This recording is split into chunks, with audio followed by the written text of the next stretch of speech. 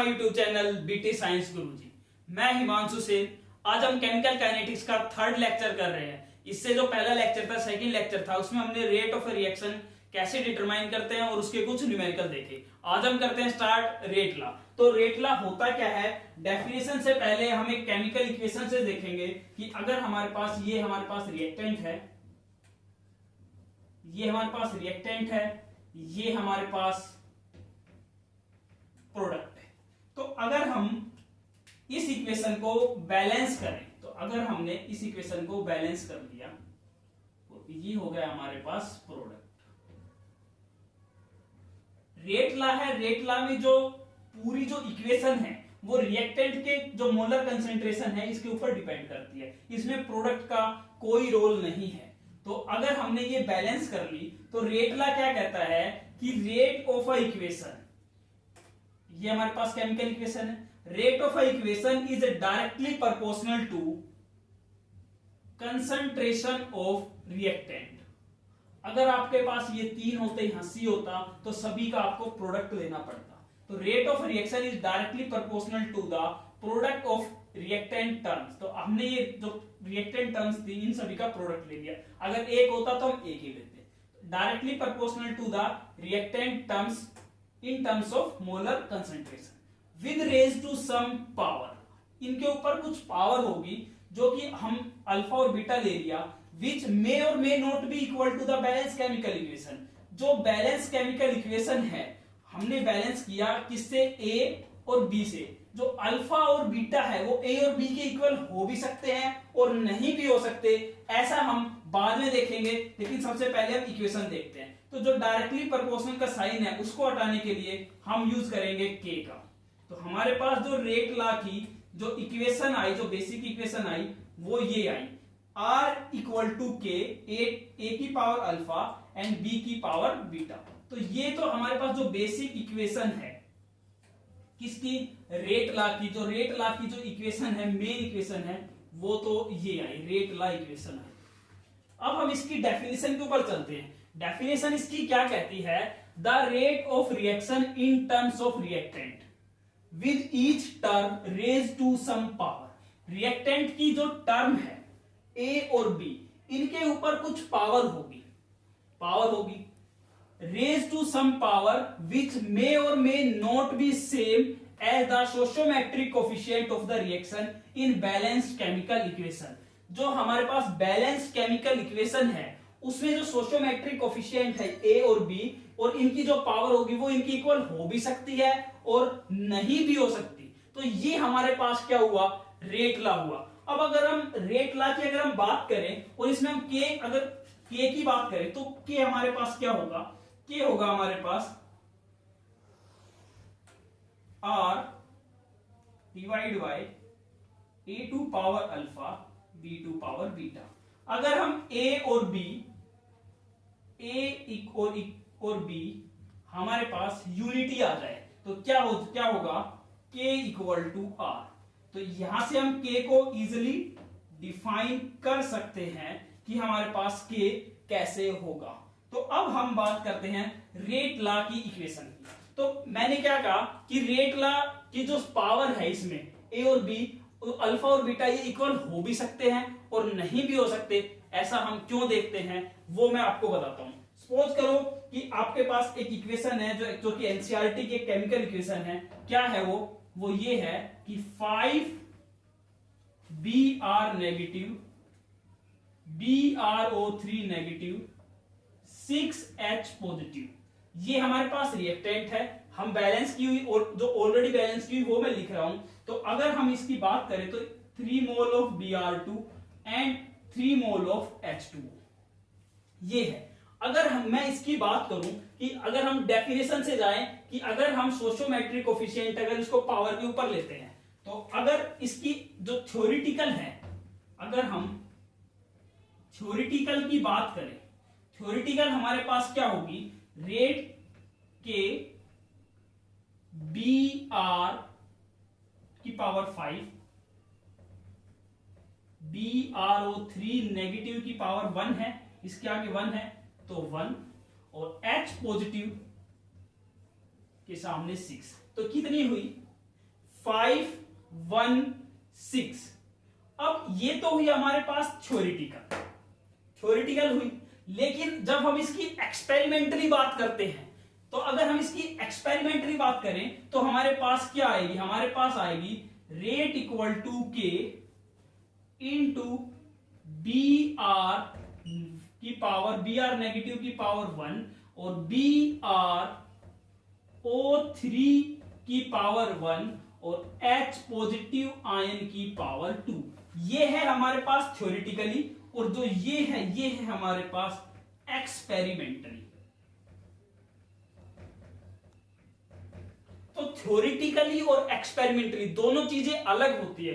Theoretically वो है जो हमने अपने साइड से बैलेंस के लिए लिखा, लेकिन जब हम एक्चुअल इक्वेशन, जो हमारे पास केमिकल इक्वेशन है, जब हम उसको लेबोरेटरी में करते हैं, तो ऐसा तो है नहीं कि जरूरी नहीं है कि हम 5 mole of B R negative लें या 5 mole of H positive ion ले, क्योंकि वो तो एक इक्वेशन हुई, वो एक मेथड होगा कि हम उसको एक्सपेरिमेंटली कर रहे हैं लैब में। तो लैब में जब हम करेंगे तो उसका रिजल्ट बिल्कुल अलग आता है, तो उसका ये होगा। तो थ्योरेटिकली और एक्सपेरिमेंटली दोनों चीजें ही अलग होती है। तो इसी वजह से इसमें कहा गया है कि जो सोशियोमेट्रिक कोफिशिएंट है, वो जो रिएक्टेंट के ऊपर जो पावर है वो इक्वल हो भी सकती है और नहीं भी हो सकती।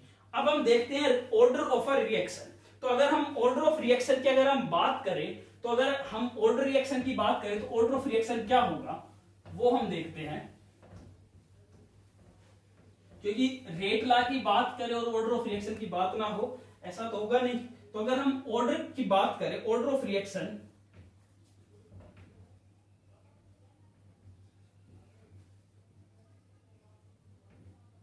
तो अगर हम ऑर्डर ऑफ रिएक्शन की अगर हम बात करें तो क्या होगा, तो ऑर्डर ऑफ रिएक्शन होगा हमारे पास कि जो हमारे पास ये इक्वेशन है R इक्वल टू के A2 power alpha and B2 power beta, जो आपके पास मोलर कंसंट्रेशन है, मोलर कंसंट्रेशन के ऊपर जो पावर है अल्फा और बीटा, अगर हम इनका सम कर दें, अगर जो पावर है सम ऑफ पावर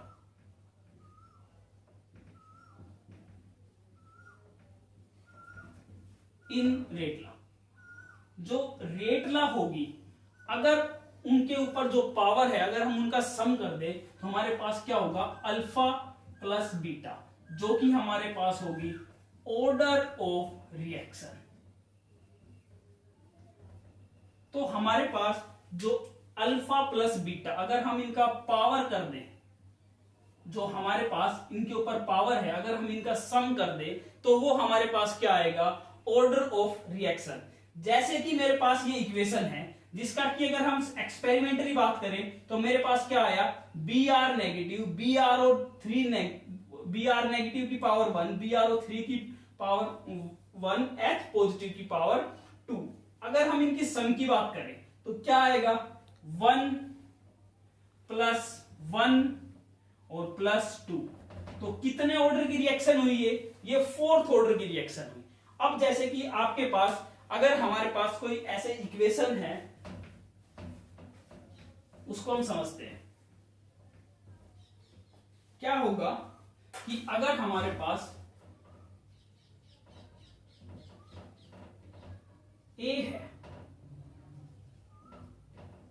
A की पावर 1 और B की पावर सपोज करो 2 दी गई है, और अगर आपसे पूछे कि आप इसकी ऑर्डर ऑफ रिएक्शन बताइए, मैं कहूं कि आप इसका ऑर्डर बताइए, तो आप क्या करोगे, आपको पता है कि A के ऊपर 1 है, B के ऊपर 2 है, तो आप इन दोनों का क्या कर देंगे, सम कर देंगे, और आपके पास क्या आएगा, 3। तो 3 क्या आएगा, ऑर्डर ऑफ रिएक्शन।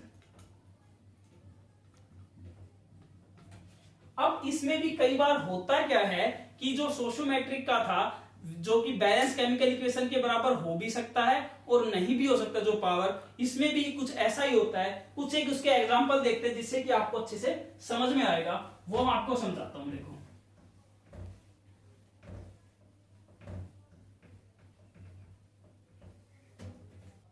तो अब हम देखते हैं फोटोसिंथेसिस। एग्जांपल है फोटोसिंथेसिस का, जिससे कि आपको अच्छे से समझ आएगा। फोटोसिंथेसिस में होता क्या है कि अगर आप H2 और Cl2 हाइड्रोजन गैस है और क्लोरीन गैस है, अगर आप इन दोनों की रिएक्शन करें और in the presence of sunlight तो आपके पास क्या आएगा, HCl आएगा। तो अगर आप इसको बैलेंस करने चलोगे तो आप क्या करोगे कि 2HCl और इधर तो 1 1 है ही। अगर हम इसका थ्योरेटिकली लिखें, अगर मैं इसकी बात करूं थ्योरेटिकल अगर हम इसका लिखने चले तो आप क्या लिखोगे, R equal to K H2 की पावर 1 इधर और Cl2 की पावर भी 1। तो थ्योरेटिकली अगर हम बात करें तो आप इसका ऑर्डर ऑफ रिएक्शन क्या बोलोगे, 1 + 1 इक्वल टू 2। लेकिन अगर हम इसका एक्सपेरिमेंटली बात करें, अगर हम इसकी एक्सपेरिमेंटली जाएं, एक्सपेरिमेंटली होगा क्या कि एक्सपेरिमेंटली तो इसका जो ऑर्डर है ना वो 0 ऑर्डर आता है। तो एक्सपेरिमेंटली हमारे पास क्या आता है, 0 ऑर्डर आता है। तो ये एक मेन डिफरेंस है जो कि आपको ध्यान रखना है कि जो रेट लॉ में जो सोशियोमेट्रिक कोफिशिएंट है, वो जो रेट लॉ में जो पावर होती है उसके इक्वल हो भी सकता है और नहीं भी हो सकता। अब शायद आपको समझ में आ गया होगा, क्योंकि चीजें थ्योरेटिकली अलग होती है और एक्सपेरिमेंटली अलग होती है। थ्योरेटिकली में हम अपनी साइड से जो मोल होते हैं उनको बैलेंस करने के लिए हम कुछ नंबर की टर्म है उनको यूज कर लेते हैं, लेकिन एक्सपेरिमेंटली ऐसा नहीं होता। इसी वजह से जो सोशियोमेट्रिक कोफिशिएंट और जो पावर होती है रेट लॉ में वो इक्वल हो भी सकती है और नहीं भी हो सकती। ऐसा ही एग्जांपल मैं आपको एक और बताता हूं कि अगर हम अमोनिया की बात करें, अमोनिया ले लो, हाँ आप अमोनिया ले लो NH3, जब इसका डिकम्पोजिशन होता है, अमोनिया का अगर डिकम्पोजिशन होता है तो हमारे पास क्या आएगा, N2 और H2 आएगा। डिकम्पोजिशन ऑफ अमोनिया, एक तो ये हुआ एक एग्जांपल, एक ये हुआ। अगर हम अमोनिया का डिकम्पोजिशन करें तो हमारे पास ये, अगर अब हम इसको बैलेंस करने चलते हैं, 2 आएगा और इधर 2 3 आएगा। ये हमने क्या किया, इसको बैलेंस किया। लेकिन अगर हम इसको थ्योरेटिकली करें तो हम क्या कह देंगे, इसका सेकंड ऑर्डर रिएक्शन है। लेकिन जब हम एक्सपेरिमेंटली जाते हैं तो जो एक्सपेरिमेंटली की अगर हम बात करें,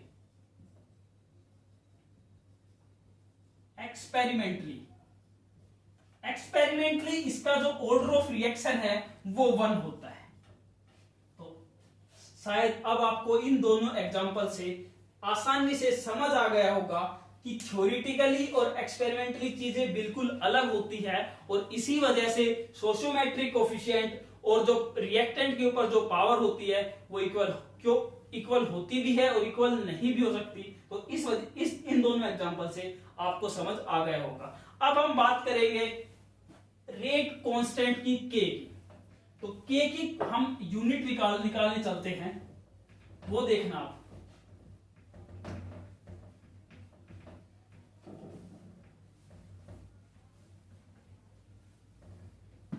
तो अगर हम K की बात करें, K जो कि क्या है हमारे पास, रेट कांस्टेंट है, रेट कांस्टेंट K की अगर हम बात करें तो क्या होता है, R equal to K into concentration. Concentration की पावर N होगी, N आप लगा लो, 0 ऑर्डर भी हो सकता है, 1 भी हो सकता है, 2 भी हो सकता है, 3 भी हो सकता है, कितना भी हो सकता है N। तो होगा क्या, अगर हम K की यूनिट की बात करें तो K क्या होगा, R डिवाइड बाय कंसंट्रेशन की पावर N। और अगर हम रेट की बात करें तो रेट क्या होती है, रेट होगी आपके पास concentration divide by time into 1 upon concentration. तो अगर हम इसका यूनिट अगर हम निकालने चले तो हमारे पास क्या आएगा, इसको आप ऊपर ले जाइए, कंसंट्रेशन की पावर 1 माइनस N, और टाइम की यूनिट होगी सेकंड इनवर्स, और कंसंट्रेशन की क्या होती है, मोल लीटर इनवर्स। मोल लीटर इनवर्स की पावर 1 माइनस एन और सेकंड इनवर्स। तो ये आपके पास क्या होगी, के की यूनिट होगी। अब के की ये यूनिट आप ऑर्डर ऑफ वाइज रख सकते हो। कैसे रख सकते हो, अगर मैं कहूं कि आपके पास जीरो ऑर्डर ऑफ रिएक्शन है तो आप के की यूनिट बताइए। तो मैं जीरो ऑर्डर ऑफ रिएक्शन है, जीरो ऑर्डर का मतलब n equal to zero, n equal to zero है, इसमें आप पुट कीजिए n इक्वल टू जीरो। क्या है के की यूनिट, मोल लीटर इनवर्स जी 1 माइनस जीरो, 1 माइनस जीरो और सेकंड इनवर्स।